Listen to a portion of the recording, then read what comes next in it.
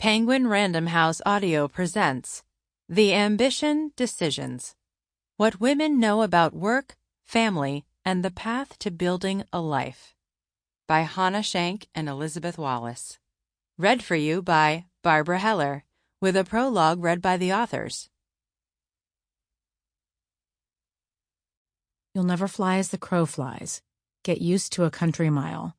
When you're learning to face the path at your pace, every choice is worth your while. Watershed. Indigo Girls. Prologue. I'm Hana Schank. And I'm Elizabeth Wallace.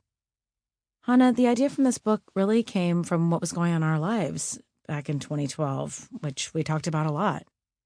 Yeah, I think we were both circling a crisis of faith. We hadn't mentioned it to anyone, especially not to each other, but we'd always both subscribed to the belief that if we went to a good college, graduated, worked hard, and made our way up through the professional world, that everything would fall into place and, we'd achieve the dreams of our feminist foremothers. And I think along the way, we hoped we would find people to love who would love us back, and that we would become mothers, and that we would feel satisfied in our careers and happy in our home lives, and it would all work out at the end. In 2012, we had hit our early 40s, and thanks to social media, there were suddenly a lot of reunion dinners with college friends passing through New York. The two of us saw each other infrequently then, and the dinners could involve as many as 5 or 6 women, which meant that each person got her turn to offer up a monologue about her life. Bullet points on how's the job, how's the spouse, how's the family, say something self-deprecating, reveal some new triumph, share a funny anodyne story, pass the mic to the next woman. There was no chance during these dinners to say how we really felt about anything. How even though from the outside our lives looked pretty good, when we slid into a cab alone after these dinners, we often returned to feeling frayed, rudderless, fumbling toward who knew what, with only unanswered questions and nothing specific to guide us.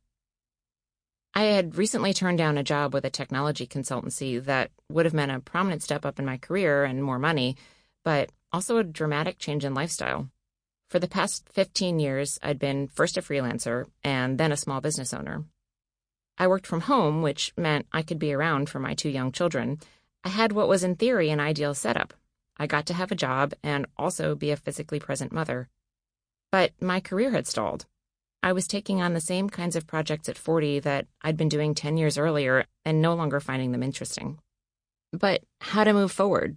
Working in my field meant that most jobs came with hours that started at always and stretched to forever.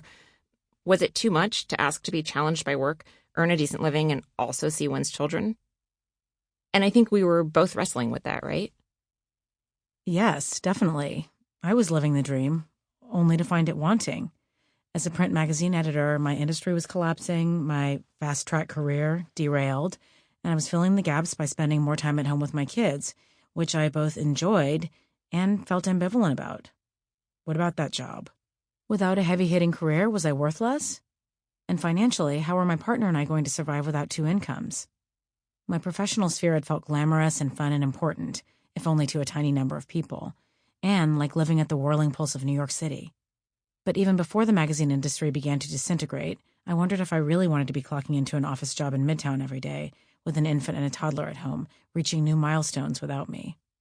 I'd moved into a freelance editing and writing career with little extra childcare, so now my days were a mad dash to finish 1,798 tasks in one abbreviated workday. And our group dinners didn't feel like the time or place to talk about any of that. There were too many people, and who wanted to hear that maybe we didn't have it all figured out? That we were both questioning whether the tenets we'd built our lives on, the very construct of what we'd been told a good life should look like, were all wrong. So we stayed quiet. Until one evening, we didn't. We were eating at a small, dark Korean restaurant in the East Village. The group was smaller than usual that evening, just the 2 of us and a 3rd college friend. This friend had always been impressive. After college, she'd gone to a prestigious graduate school and become a tenured professor at a large university. She traveled around the world giving talks. She was known in her field. She was also single. At one point in the evening, I commented to our friend that of the people in our sorority with whom we'd graduated, she was probably the most successful. That's funny, our friend replied, because I'd say that you are. Hana was married and had a family and also ran a company, she pointed out. Then the three of us wondered, do you have to have a family to be successful? What exactly is success? Is it climbing to the top of your career?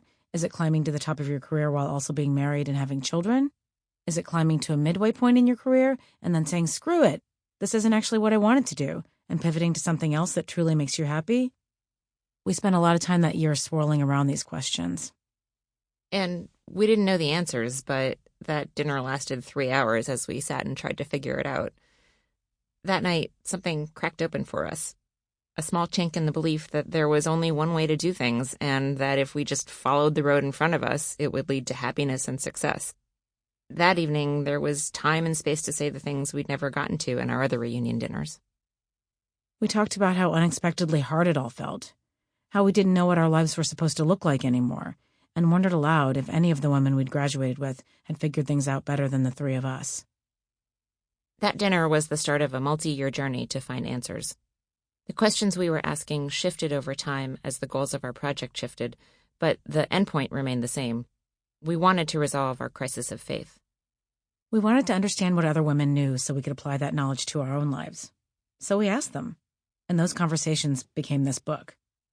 Researching this book showed us that there isn't one true path to fulfillment. And writing it fed our ambition and helped us find our footing on our own paths, wherever they may lead. Introduction. We were always ambitious. We arrived at Northwestern University outside of Chicago in 1989 from opposite coasts, meeting in a part of the country that was foreign to both of us. Hana had grown up in a Connecticut college town where she'd been a mediocre student at a highly competitive prep school. Her plan, when she got to Northwestern, was to spend a year improving her grades so she could transfer to a college back east, famed for its writing program. She wanted to be a writer, but was forbidden by her computer science professor father to major in English. And so she majored in biology. She'd always been interested in science and figured this was a reasonable route to a paying job. And maybe she could be a science writer or a geneticist who wrote on the side. Hana eventually abandoned the idea of transferring schools, content to take lots of writing classes and work for the school newspaper, switching majors from biology to political science. Receiving a D in chemistry will do that to a person. At the end of her junior year, she took a class on political campaigns and was captivated. This was 1992, during the heated race between Bill Clinton and President George H.W. Bush. As part of her campaigns class, Hana began volunteering in the press room of the Clinton campaign's Chicago headquarters. As she watched the internal mechanics of the campaign and came to understand how important words and modes of communication could be to the fate of the nation, she knew she'd found a thing she could be passionate about. Shortly after graduation, Hana was accepted into a program that trained recent college grads to run political campaigns, then staffed them on local races. That summer, she packed up her car and drove to Northern Virginia to work on a House of Delegates race. Liz came to Northwestern from Southern California, raised by a single mother who had emigrated from Vietnam in the mid-1960s, with frequent visits to her father and stepmother in Texas. She'd done well at her competitive public high school, where she'd been the editor-in-chief of the school newspaper and hung out with the other honors students, most of whom aspired to attend impressive colleges. She had wanted to be a journalist since age 10, was excited by the process of gathering news and turning it into a physical product, and she knew she wanted a dramatic life change from suburban San Diego. Liz had never heard of Northwestern until a close friend's mother, a Northwestern alumna, mentioned that the school housed Medill, the best journalism school in the country.